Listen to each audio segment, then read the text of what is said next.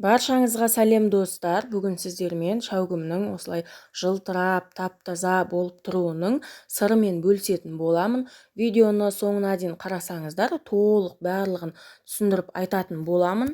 Сіздерге осындай пайдалы видео түсіру үшін осы шәугімдердің ішін жумағаныма біраз уақыт болып қалыпты. Қарасаңыздар, іші накипке толып қалған. Бұл біздің крандағы ішіп жүрген суымыздың хлорға толы екенін білдіреді. Қайнаған кезде осы хлоры шәугімнің ішіне жабысып, осындай накип болып жиналатын болады. Шәугімдерімізге күнделікті пайдаланып жүрген салқын крандағы суды қойып қайнатамыз, және де күнделікті ас үйінде қолданып жүрген 70%-лық сірке суын осылай жай құйып отырып, қарасаңыз реакция жүреді.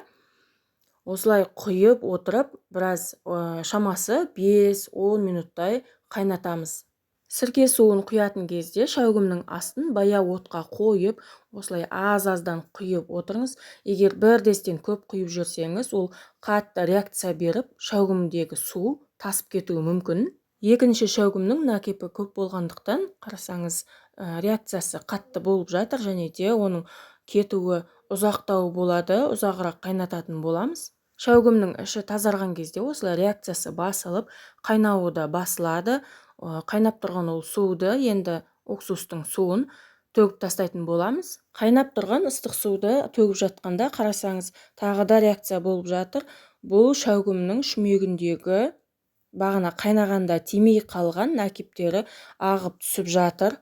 Шәугімдеріміз толық тазару үшін, және де сірке суының иісі кету үшін кәдімгі салқын су құйып, тағы да қайнатып, енді сірке суын қоспаймыз.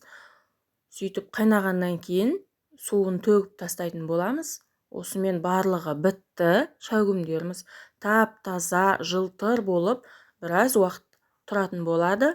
Бұл лайфхак барлығыңызға пайдалы болды деген ойдамын, және де өзіңіздің білетін лайфхакпен комментарияға бөлісіп жазып кетіңіздер. Қош сау болыңыздар.